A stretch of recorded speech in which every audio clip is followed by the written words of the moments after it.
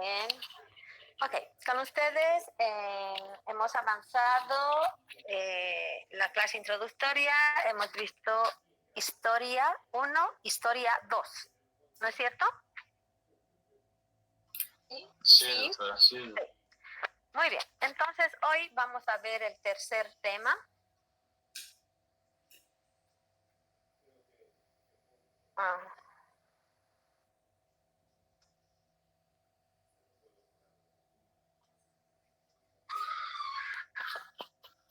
Por favor, me avisan si ven la pantalla ya.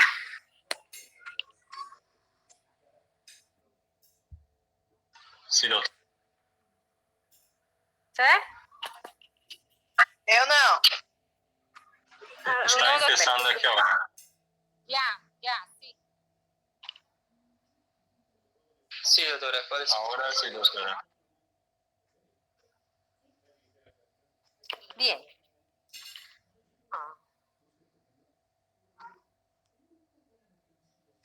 A ver, en la clase introductoria habíamos hablado de cómo la salud pública ha ido cambiando su concepto de salud y enfermedad a lo largo de la historia.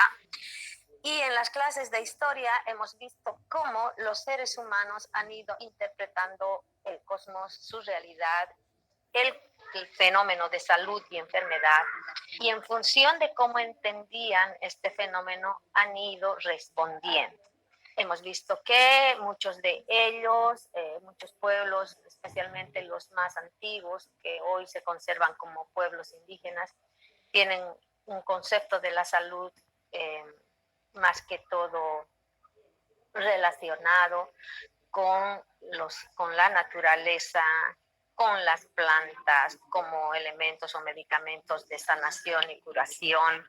Hemos visto también que había un aspecto más que todo espiritual en el que se relacionan las enfermedades con lo divino, como castigo divino, como posesión de demonios, etc.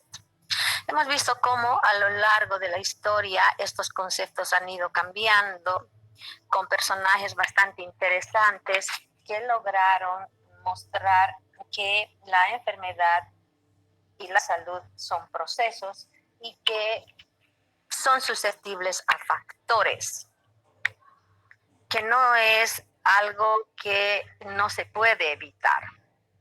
O sea, no es el destino, como decían algunos pueblos o conceptos antiguos, que el destino está ahí y te vas a enfermar sí o sí porque has actuado mal, porque Dios te ha castigado o porque un demonio te ha poseído, etc. Entonces, en ese proceso de interpretar la salud y la enfermedad y encontrar que habían factores que podían ser posibles de ser modificados, es que se tuvo que investigar el entorno. ¿Dónde vivimos? ¿Cómo nosotros intercambiamos con nuestro entorno? ¿Cómo interpretamos la realidad? Y cómo en función de interpretar la realidad, nosotros somos capaces de ejecutar, de actuar y de responder. En el último milenio, o en los últimos 10, 20 años, el concepto de salud y enfermedad empezó a cambiar en el sentido de que encontramos lo que son aquellas determinantes en salud. Ya comprendemos que no solamente son los aspectos netamente divinos ni nada, sino que hay factores en nuestro entorno que determinan la salud y la enfermedad. Y dentro de todo este concepto de lo que son los factores de riesgo, hemos visto varios también. Hemos visto el aspecto social, el aspecto cultural, etc. Uno de los factores de riesgo determinantes en salud que es motivo actualmente de controversia y de investigación es el entorno. Lo que es la salud ambiental y su directa relación con la salud de los pueblos, de los seres humanos. En este entendido y comprendiendo que el medio ambiente tiene una relación directa con la salud y enfermedad, y que si nosotros no entendemos los procesos sistemáticos de la tierra, su relación del agua con la salud, del aire con la salud, etcétera, nunca vamos a poder llegar a una salud aceptable. Entonces, hay una rama, una herramienta que la salud ambiental pretende mostrar, especialmente en la interrelación de los sistemas. Cuando hablamos de sistemas, hemos dicho ya en la anterior clase que los sistemas, así como en el ser humano hay sistema digestivo, cardiocirculatorio, y que están relacionados entre sí, y que cuando uno de estos sistemas falla, puede fallar el individuo en sí. Si el sistema cardiocirculatorio falla, el paciente va a morir, porque sus otros sistemas están en interrelación vital con ese sistema. Si falla el sistema neurológico, el paciente va a morir también, o va a claudicar de alguna manera. ¿Por qué? Porque también está relacionado con los otros sistemas. Lo mismo sucede, hemos dicho, con el planeta. El planeta tiene sus sistemas, porque estamos hablando del planeta como una biosfera, como una esfera de vida. Y esta esfera de vida, igual que un ser vivo, tiene sus sistemas. Por tratarse de la Tierra, se denominan ecosistemas. Entonces, nuestra clase de hoy va a estar basada en entender la ecología, más que todo las relaciones que tienen que ver de los ecosistemas con la Tierra y con los seres humanos como sistema también. Entonces, la ecología nos brinda esa posibilidad de poder entender lo que son los ecosistemas. Entonces, la ecología, etimológicamente hablando, es un término que es ecology, que fue de alguna manera acuñado en 1866 por un filósofo naturista prusiano, Ernest Haeckel, que él fue el que sacó esta palabra compuesta por dos palabras griegas: oikos, casa, vivienda, hogar, y logos, estudio o tratado. Entonces, con ello, la ecología significa el estudio de nuestro hogar, de dónde vivimos, cómo interactuamos. Entonces, inicialmente, este filósofo prusiano Haeckel entendía que la ecología era la que estudiaba las relaciones de los seres vivos con su ambiente. Pero más tarde, ya viendo un poco más en profundidad, este concepto se amplió a la definición del estudio de las características del medio, que también incluyen el transporte de materia y energía y su transformación por las comunidades biológicas. ¿Por qué decimos transporte de materia y energía? Porque no hay absolutamente nada que en el planeta Tierra exista y que no demande un consumo de energía. Y para el consumo de energía hay un transporte de materia entre ecosistemas. Es el consumo de energía y la disposición de la energía lo que nos ha llevado al extremo en el que estamos ahora. Vamos a ver lo que son los principios y conceptos de ecología para poder hablar un solo idioma y para que ustedes me entiendan la finalidad de esta clase. Entonces, en primer lugar, las plantas y los animales solo florecen en ciertas condiciones físicas. ¿Por qué? Porque hay animales que solo viven en el trópico. Si a estos animales los sacamos del trópico y los llevamos a los montes nevados, no van a sobrevivir, van a claudicar y van a morir. Si lo sacamos a los peces del mar, van a morir también. Entonces, todos, absolutamente todos, tanto plantas como animales, tienen un lugar donde las condiciones físicas contribuyen para que puedan sobrevivir. A estos se denominan ecosistemas. Cuando hay la ausencia de esas condiciones, es imposible hablar de una sobrevivencia de los seres desde ningún punto de vista. Lo acabo de decir, si nosotros volvemos el agua salada del mar, la convertimos en agua dulce, estos peces y plantas van a desaparecer. Entonces, si entendemos esto, nos damos cuenta que cualquier cambio en cualquier ecosistema va a determinar la muerte de plantas y animales. El hombre es el único animal que no se adapta, o sea, no necesita de conservar su medio ambiente porque él lo puede cambiar. Todos los ecosistemas o ambientes adversos para su sobrevivencia, el hombre los modifica. Los modifica en función de su sobrevivencia. Entonces, por ejemplo, hay lo que se denomina el comensalismo, en lo que son lo que son el intercambio de energía y materia entre ecosistemas. El comensalismo es un tipo de interacción que se da donde hay dos partes. Una que obtiene un beneficio de otra sin que ésta salga desfavorecida o perjudicada.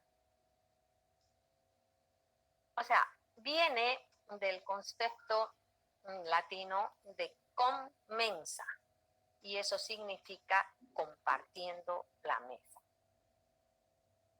La naturaleza es demasiado sabia. ¿Ah? El tigre o el león, el tigre, la leona, va a cazar para poder sobrevivir y no se va a poder comer todo el animal. En este caso, esta cebra que ustedes están viendo en la pantalla. Entonces, como van a quedar huesos y algo de carne, hay otros animalitos que van a ir y van a terminar de comer todo lo que el otro ha dejado. Con esto, ¿qué conseguimos? Que no hayan cadáveres que queden en la superficie de la tierra que puedan causar daño en su descomposición. Se alimentan de esto otros y ya cuando estos han dejado algo, viene otro proceso donde prácticamente el cadáver va a desaparecer en la tierra. La tierra lo va a absorber y no va a quedar ningún desecho ni resto. Entonces, como hemos dicho desde el principio, la energía es imprescindible para todos los aspectos del ser humano. El ser humano, los animales, las plantas necesitan energía para desarrollarse. Entonces, en todas las etapas en las que un organismo se alimenta y además es devorado, es por donde fluye la energía. Las plantas verdes y otros organismos realizan fotosíntesis. Esto quiere decir que van a captar la energía luminosa del sol y van a convertirlos en hidratos de carbono para sus propias necesidades, lo que quiere decir que las plantas, al hacer la fotosíntesis, convierten la energía del sol, la energía lumínica, en energía química. Entonces, estos carbohidratos ya no son luz, es algo que ya se puede tocar y ver. Y en función de eso las plantas crecen, necesitan esa energía para crecer. De esta energía, de esta energía química, podemos decir, la mayor parte se procesa en el metabolismo y se pierde en forma de calor en la respiración, especialmente de los animales que se comen las plantas, ¿no es cierto? Entonces, las plantas van a convertir la energía lumínica en biomasa sobre el suelo. Ahí vamos a tener las raíces, los troncos, las hojas, los frutos, etc. Entonces, el material o esta energía, si quieren almacenada, se va a transferir a un segundo nivel trófico que los comprenden los herbívoros, los que pastan, y los descomponedores, los que se alimentan de detritos. Entonces, estos herbívoros van a ir y van a comer las plantas, las vacas, ¿no? Por ejemplo, los conejos comen plantas y están cambiando la energía para que pueda ser utilizada por ellos mismos en su crecimiento y en sus actividades. Esta energía es asimilada en este segundo nivel trófico, que son las vacas, los conejos, etc. Pero también van a irse perdiendo de nuevo en forma de calor y respiración de estos animales. Entonces, la vaca come las plantas, genera energía que poco a poco se va perdiendo cuando ella respira y además para conservar su temperatura. Entonces, en cada nivel trófico, los organismos convierten la biomasa menos energía de la que reciben, ¿no? Reciben energía, la utilizan en su metabolismo, la utilizan para generar calor, en la respiración, y ahí es donde van perdiendo energía. Entonces, obviamente, cuantos más pasos se produzcan entre el productor y el consumidor final, queda menos energía disponible. Es lógico, ¿no? Entonces, con el tiempo, toda la energía que fluye a través de los niveles tróficos se va a ir perdiendo en forma de calor. El proceso medio por el cual la energía pierde su capacidad de generar trabajo útil se denomina entropía.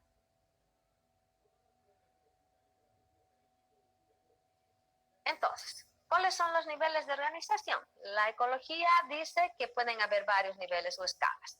Los más conocidos, el organismo, donde las interacciones de un ser vivo con las condiciones abióticas o directas que los rodean. ¿Qué quiere decir eso? La interacción de los peces con su medio ambiente, con el agua, con las plantas del lugar donde viven, ¿no? Población, que es la interacción de un ser vivo dado con los seres de su misma especie.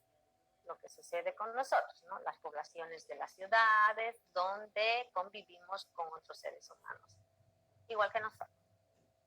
Las comunidades, donde las interacciones de una población dada con las poblaciones de especies que la rodean. Los seres humanos en relación con otras especies, de las cuales va a utilizar para obtener energía, ¿no? El otro, ecosistema, donde las interacciones propias de la biocénesis sumadas a todos los flujos de materia y energía que tienen lugar en él. Entonces, un ecosistema es un lugar determinado por un límite, ya sea acuático, terrestre o aéreo, donde los seres vivos van a interactuar con la materia que tienen dentro de ese ecosistema y van a lograr el flujo de materia y energía. Y el otro, el último, que es la biosfera, donde vamos a entender a la biosfera como el conjunto de todos los seres vivos conocidos. Entonces, hay una situación bastante interesante en lo que se llama la cadena trófica. Estas no son otras que cadenas alimentarias, por las cuales va a circular la energía y los materiales en un ecosistema.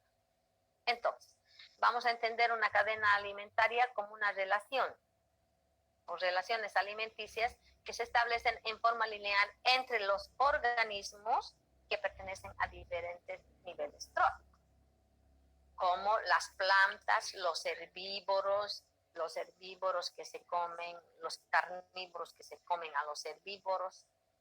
Entre estos, por ejemplo, la cadena trófica, que está dividida en dos grandes categorías, la cadena de red o de pastoreo y la cadena de red o de detritos.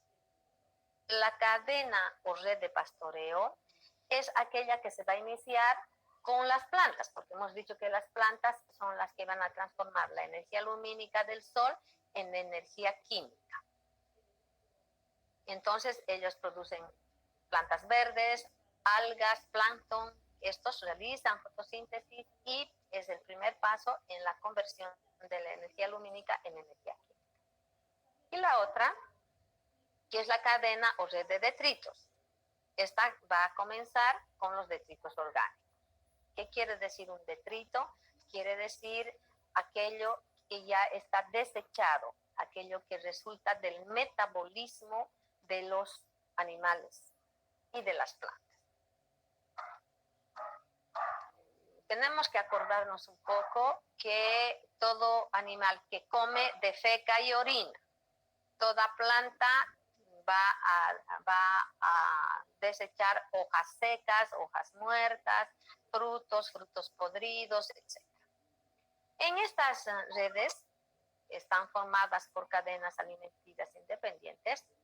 Está la red de pastoreo que hemos dicho, donde los materiales van a pasar de las plantas a los consumidores de plantas, que son los herbívoros. Los herbívoros son aquellos que comen plantas.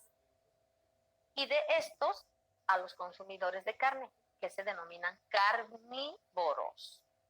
Si vamos a hablar de los seres humanos son herbívoros, son carnívoros, comen todo hasta basura. Comen absolutamente todo. Lo único que no podemos hacer los seres humanos es estar en la primera línea tratando de convertir la energía lumínica en energía química. Eso es lo único que no podemos hacer. Después podemos comer todo y sacamos la energía de donde podamos. En la red de detritos, los materiales pasan de las plantas y sustancias animales a las bacterias y a los hongos que las van a descomponer. Entonces, estos son los que se alimentan de detritos o detríticos. Y de ellos, de alguna manera, sus depredadores, que son los carnívoros. ¿Sí? Entonces, en estas cadenas tróficas hay interconexiones. O sea, por ejemplo, los hongos que descomponen la materia en una red de detritos pueden dar origen a setas que son consumidas por las ardillas, por los ratones, por los ciervos en una red de pastoreo. Los petirrojos, por ejemplo, son omnívoros, es decir, que consumen plantas y consumen animales, igual que los seres humanos. Y por esta razón, estos están presentes en la red de pastoreo y en la red de detritos. Estos pajaritos, los petirrojos, suelen alimentarse de lombrices. Las lombrices son detrívoras y se alimentan de hojas en estado de putrefacción. Concluyendo, los detrívoros se van a comer toda la materia en putrefacción.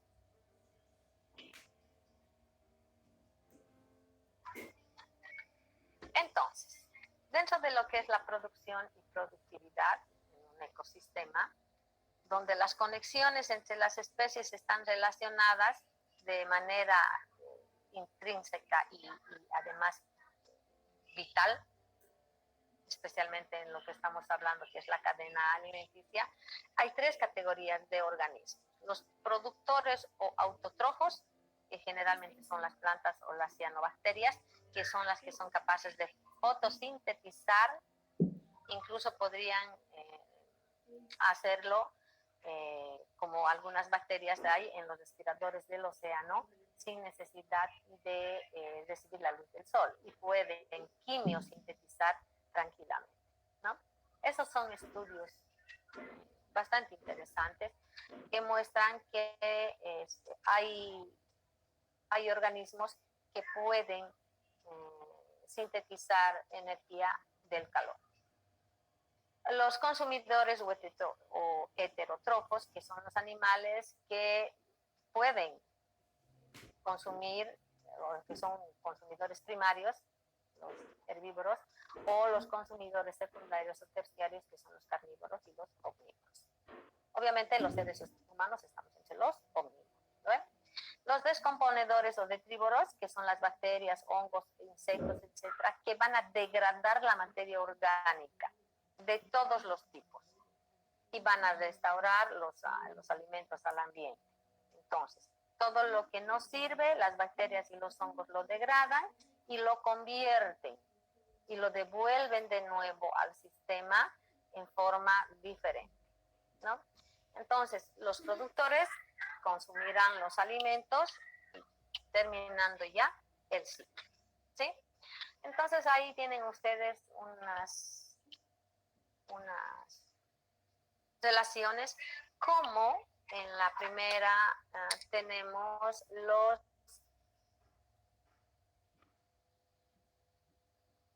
cómo las plantas y los animales, las plantas van a captar la energía del sol y van a producir energía. Esta energía va a alimentar a los consumidores de primer orden, que son los que se alimentan de las plantas.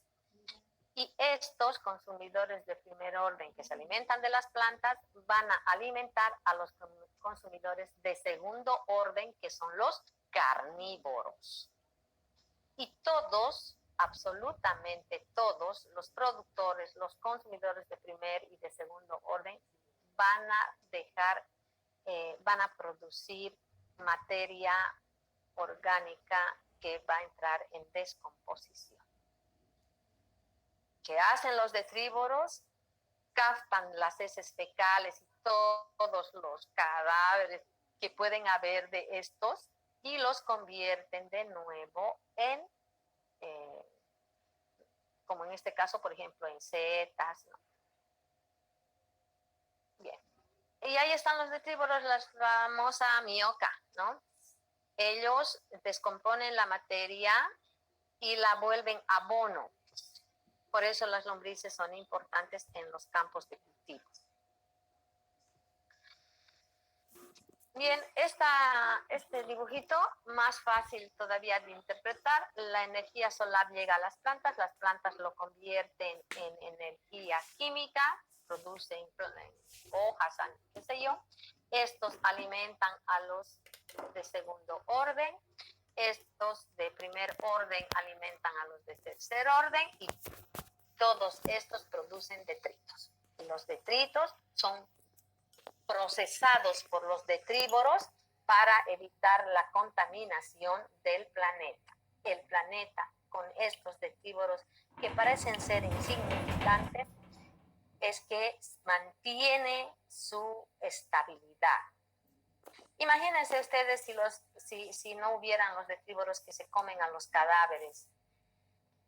Sería realmente terrible la situación, ¿no es cierto? Entonces, todo lo que llega orgánico, los detrívoros lo procesan, lo hacen desaparecer en la tierra y lo convierten en energía para que pueda ser utilizada.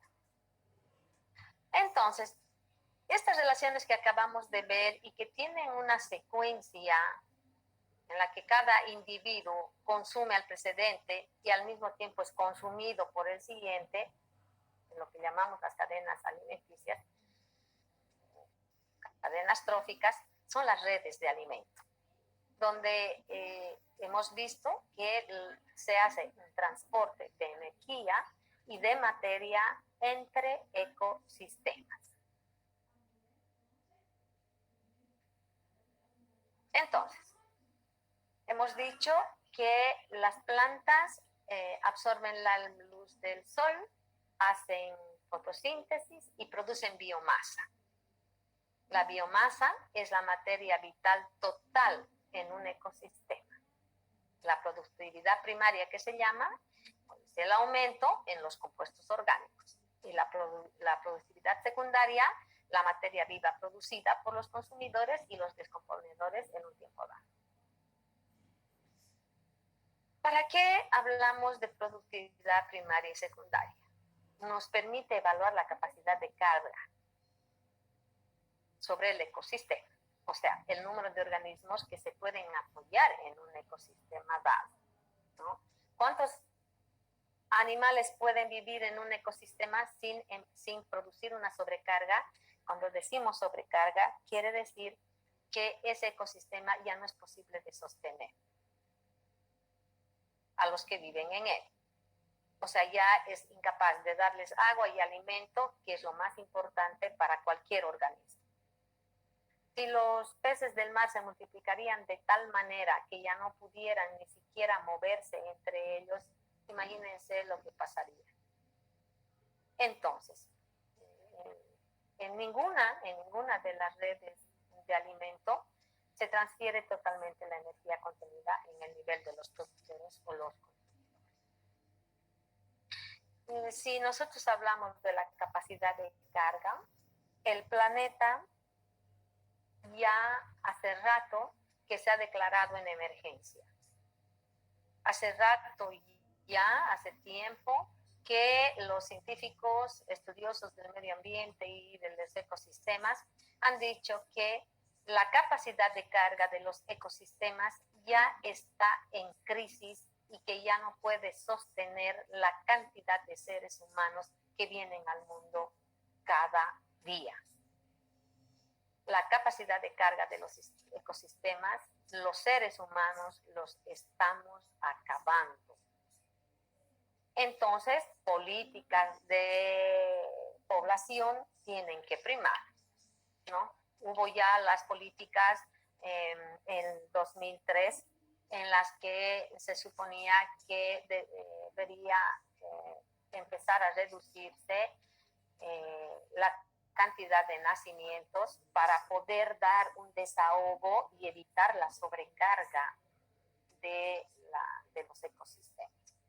Pero no han dado resultados los proyectos de concientización y de control de la natalidad.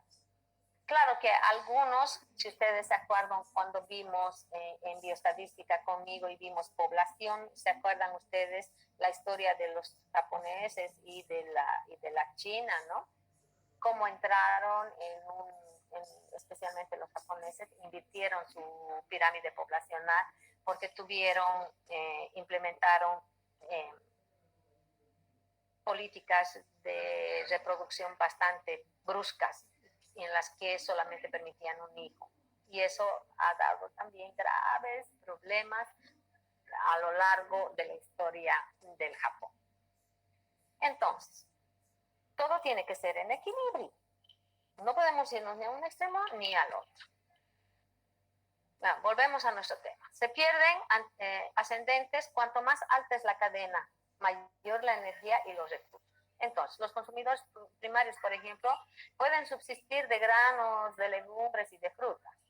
Los consumidores secundarios, herbívoros, consumidores omnívoros y sus productos, y los consumidores terciarios, los carnívoros, consumidores omnívoros o sus productos, ¿no? Entonces, un ecosistema es inestable cuando sobra la capacidad de carga, como en este caso.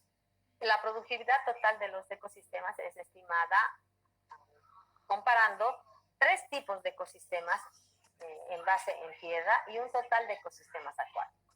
Entonces, se estima que la mitad de la producción primaria puede ocurrir en tierra y el resto puede ocurrir en el océano. Por eso decían que los mares eran las reservas alimenticias de la especie humana a lo largo del tiempo. Pero eso era antes de que le echen productos químicos que están destruyendo la vida oceánica, ¿no? Por ejemplo, los bosques, que son una tercera parte de la superficie terrestre de la Tierra, contienen biomasas densas y son muy productivas. Las sabanas, las praderas y los pantanos, que son una tercera parte de la superficie de la Tierra, contienen biomasas menos densas. Es productiva, sí, pero estos ecosistemas van a representar la mayor parte de los que dependen del alimento humano. O sea, nosotros, los seres humanos, dependemos de la conservación de estos ecosistemas, de las sabanas, de las praderas, de los pantanos, porque ahí es donde salen los cultivos de alimentos que pueden ayudarnos a sobrevivir. Y los ecosistemas extremos que están en áreas con climas más extremos, los desiertos, los semidesiertos, las tundras, los prados, los Alpes, las estepas, que son la otra tercera parte de la superficie de la Tierra y que tienen biomasas muy escasas y de muy baja productividad. Y finalmente están los ecosistemas del agua marina y dulce, que estos ocupan las 3/4 partes de la superficie de la Tierra y que contienen biomasas muy escasas. ¿Sí? Entonces, los ecosistemas difieren de su biomasa, el carbón. ¿Cuánto carbón en gramos por metro cuadrado puede producir un ecosistema por día? ¿Sí? Entonces, un ecosistema puede ser alto en biomasa, pero de crecimiento lento. Y así su productividad es baja. Los ecosistemas generalmente pueden compararse en base a su volumen de ventas, que es un coeficiente de producción. ¿Sí? Eso tiene que ver del tiempo del volumen de ventas, que sean recíprocos. Y ahí impaaritablemente entran las acciones humanas. Estas que en los últimos siglos han producido seriamente reducción en la cantidad de tierra cubierta por los bosques. Hemos hecho tala de los árboles y hemos aumentado los agroecosistemas, hemos utilizado, sustancias químicas que nos han ayudado, sí, en la producción de agroalimentos, pero que lamentablemente por el mal uso han ido esterilizando los lugares. Tierras que han sido sobreexplotadas y que no se pueden recuperar después de muchos años. En las últimas décadas ha habido un aumento en las áreas ocupadas por ecosistemas extremos, como en el caso, por ejemplo, de la desertificación, ¿no? Entonces, cuando hablamos de la capacidad de los ecosistemas, tenemos que hablar de la tasa de renovación. ¿Cuánto nosotros somos capaces de utilizar y en cuánto tiempo este ecosistema se va a poder renovar? Entonces, la tasa de renovación nos va a ayudar a entender la relación que existe en la producción y la biomasa. Con eso vamos a poder decir nosotros la riqueza de un ecosistema a nivel trófico, ¿sí? ¿Por qué? Porque la velocidad con la que se renueva la biomasa nos va de alguna manera mostrar la explotación o la sobreexplotación y la capacidad de producción a lo largo del tiempo. Entonces, esta velocidad con la que se renueva la biomasa tiene el nombre de tasa de renovación y su valor es el cociente dividido dentro de lo que es la producción, ¿no? Sobre la biomasa, ¿no? La producción neta sobre la biomasa. Bien, hablemos un poquito de la biosfera, del planeta como tal. La biosfera es la capa exterior planeta Tierra. Se divide en hidrosfera, o sea, la esfera de agua, la litosfera o el suelo y las rocas, la atmósfera, que es la esfera de aire, y la biosfera o esfera de vida, que a veces lo describen como el cuarto sobre, es la materia viva del planeta. Es la parte del planeta que está ocupada por vida. Hay 3 ámbitos. En relación con el volumen de la Tierra, la biosfera es solo la capa superficial. Es muy delgada porque se extiende más o menos 11.000 metros bajo el nivel del mar y 15.000 metros por encima. Solo ese ámbito podemos hablar de biosfera, donde podamos encontrar vida.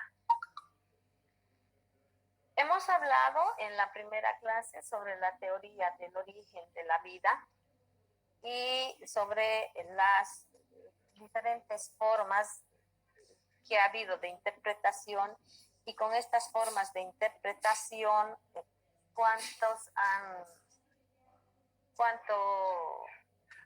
cuántas teorías hay con respecto a lo que es el origen de la vida, ¿no? Unos piensan que la vida apareció por primera vez en la hidrosfera, o sea, allá en las profundidades del mar, en una zona fótica que se llama. Otros que dicen que hay una teoría de la competencia que ha convertido de que la vida se originó alrededor de las fuentes hidrotermales en las profundidades del océano.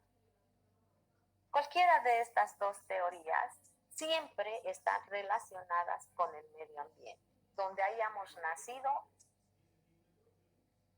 aparecieron los unicelulares, luego aparecieron los organismos multicelulares, estos organizaron colonias, ¿no?, en las zonas bentónicas, y los organismos fotosintéticos gradualmente se fueron emitiendo o se fueron formando, si queremos, mediante reacciones químicas. Los gases, que hasta llegar a las actuales concentraciones, especialmente de oxígeno, fueron los que dieron la capacidad de que los seres vayan evolucionando, incluso el hombre. ¿En función de qué? De la abundancia del oxígeno, ¿sí? Entonces, en la Tierra, bueno, estamos hablando de que nacimos en el mar, en los charquitos de agua iniciales del planeta, y la vida terrestre se empezó a desarrollar más tarde, ya cuando la Tierra en su evolución produjo lo que hoy conocemos como la capa de ozono. Cuando la capa de ozono hizo su aparición, ya pudo proteger a la Tierra de la irradiación del sol, y esta fue la que de alguna manera logró que la vida se pueda manifestar en la Tierra. La diversificación de las especies terrestres se piensa que ha ido incrementando por la deriva de los continentes. Se supone que los continentes inicialmente eran uno solo y que a lo largo de la historia del planeta estos continentes se fueron separando, pero inicialmente era uno solo. Y los científicos dicen también actualmente que de alguna manera se siguen desplazando, ¿no? Entonces, la biosfera tiene grandes cantidades de carbono, nitrógeno, hidrógeno y oxígeno, que son los que han permitido la vida sobre la Tierra. También está el fósforo, el calcio, el potasio, ¿no? Bien.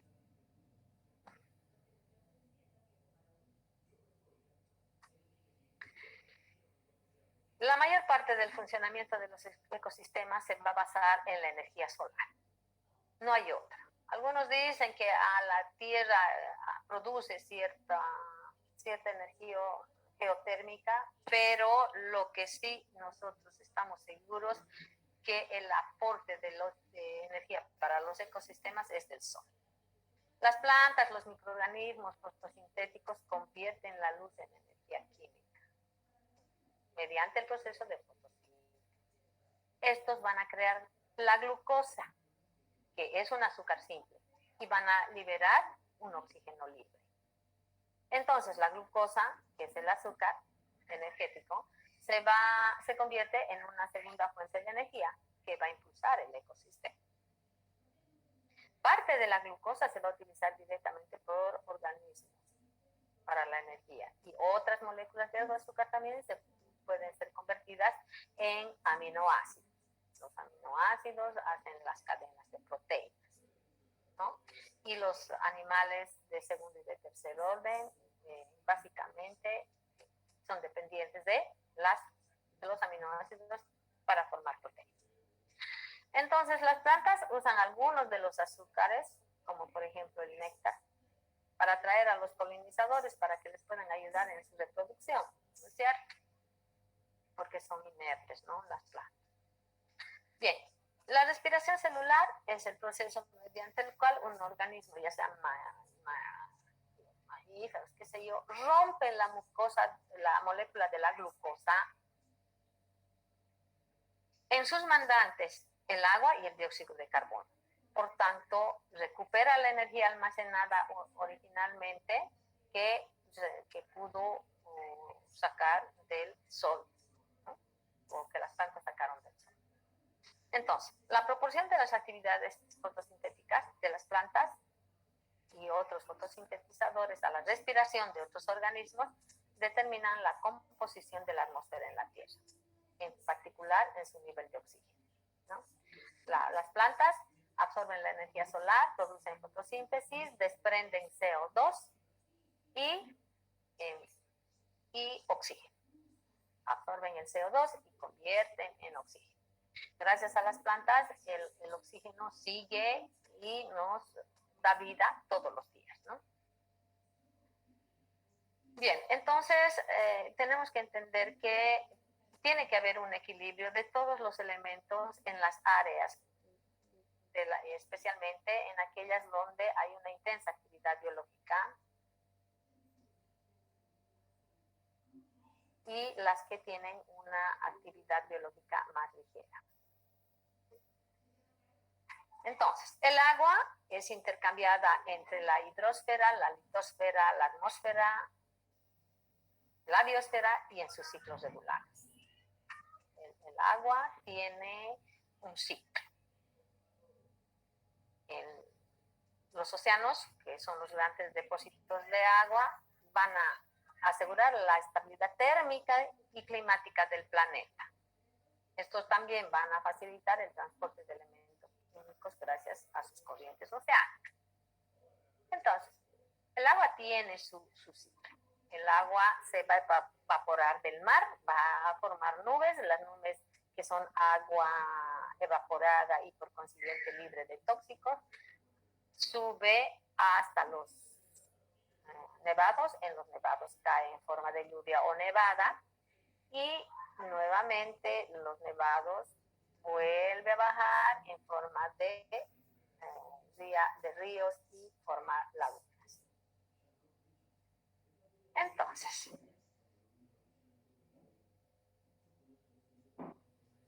hay un principio central en la ecología y que dice que cada organismo vivo tiene una relación permanente y continua con los elementos de su entorno.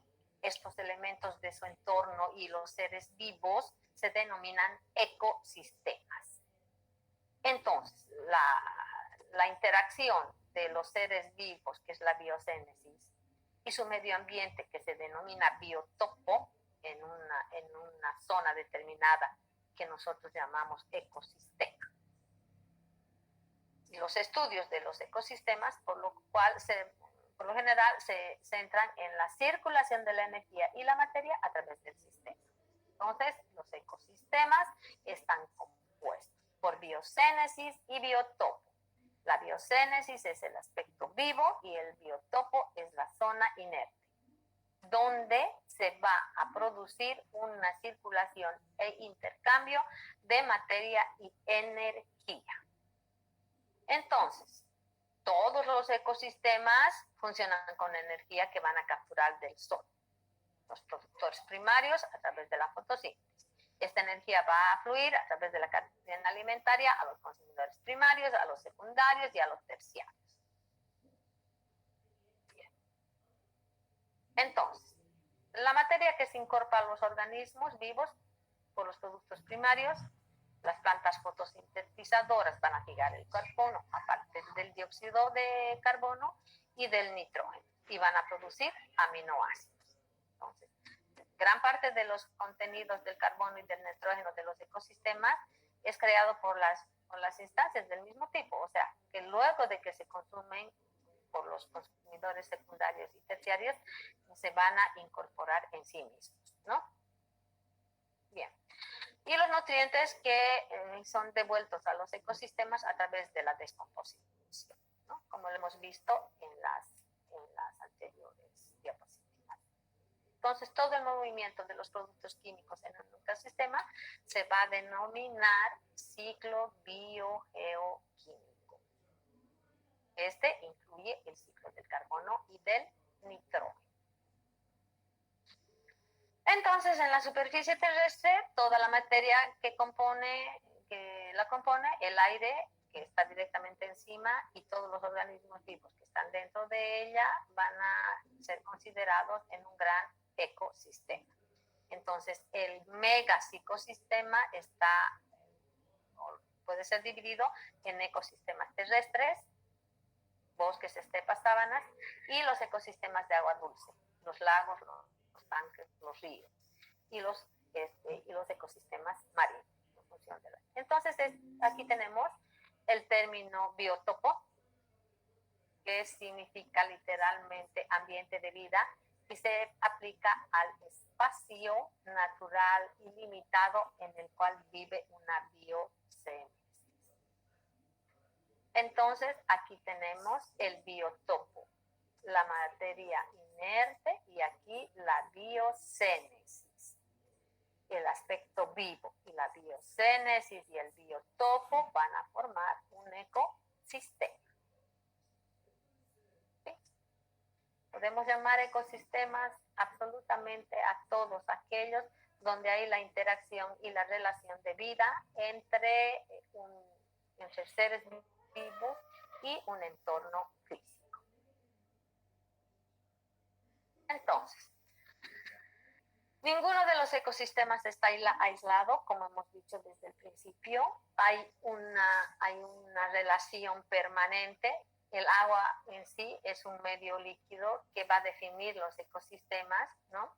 Y que incluso va a unir ecosistemas o los va a interrelacionar, ¿no?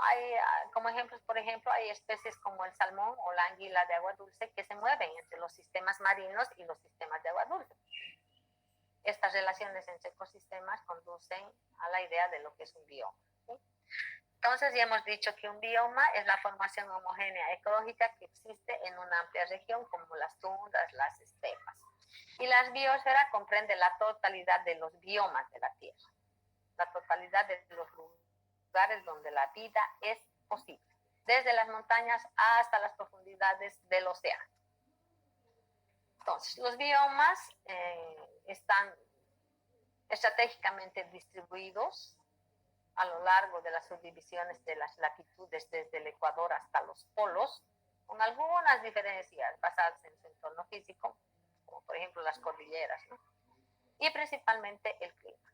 Las variaciones están relacionadas con la distribución de las especies, de acuerdo a su capacidad para tolerar la temperatura, la sequedad o ambos, ¿no? Hay especies que no pueden vivir en ambientes húmedos, otros que no pueden vivir en ambientes secos, otros que no pueden vivir en temperaturas extremas ni calientes, otras frías.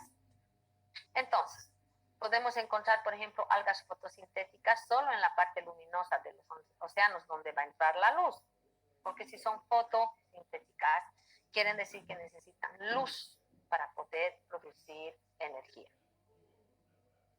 Y hay otras, como ser las coníferas, que se encuentran en las montañas también, ¿no? Muy bien. Preguntas.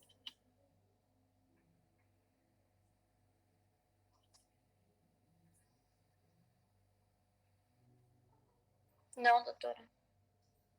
No puedo creer. Yo ya estoy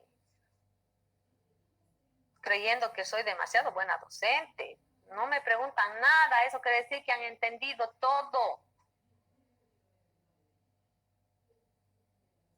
Não, doutor. Muy bien. Temos que estudar um pouco mais conteúdo para ter mais dúvidas. Foi muito boa. Eso sí, eso sí. Muy bien, me alegro mucho. Mi intención no es que ponerles un montón de materia, pero sí quiero que entiendan lo básico, lo importante, que es lo que quiero mostrarles, ¿no? Muy bien, ¿quién va a mandar la lista? Voy a pedirles un favor, por razones de la plataforma, necesito que activen sus cámaras. Voy a sacar la foto que la plataforma está exigiendo como medios de verificación y de participación. Entonces, por favor, van a activar sus cámaras para que yo pueda sacar la foto de la pantalla.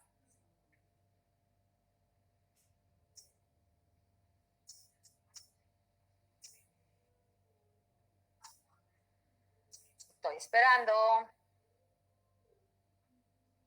Diana, Samia, Jefter. Hola, doctora. Por favor. Hola, vamos. Diana, activen su cámara, porfa. Necesito sacar la foto.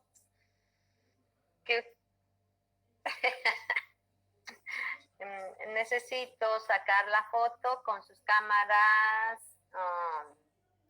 activadas. Perfecto. Gracias. Y me mandan porfa la lista. Entonces, ¿quién va a enviar la lista?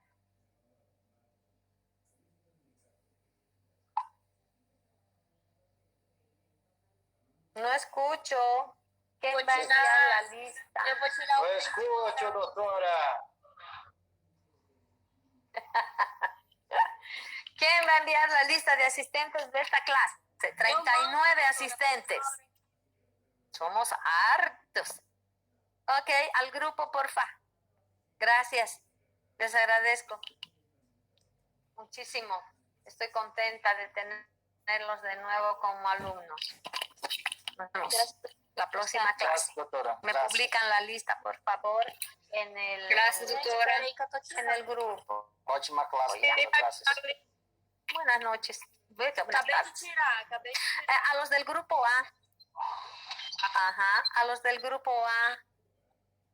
Por favor, a los del grupo A me estoy olvidando. No hemos tenido la clase práctica. ¿Se acuerdan? Viernes. Sí, doctora. ¿No ves? Bien, Guillermo. Guillermo sí se acuerda. Entonces, esa clase la tenemos que reprogramar con la doctora Consuelo. ¿Qué día tienen ustedes libres para que yo pueda, o sea, los del grupo A, para poder reprogramar esta clase?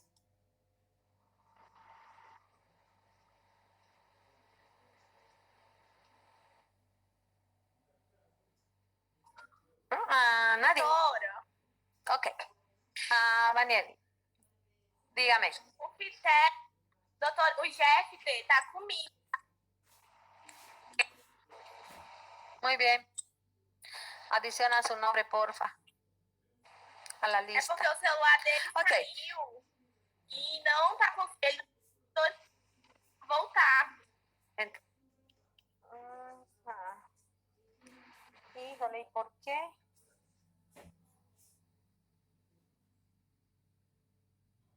Ok, listo.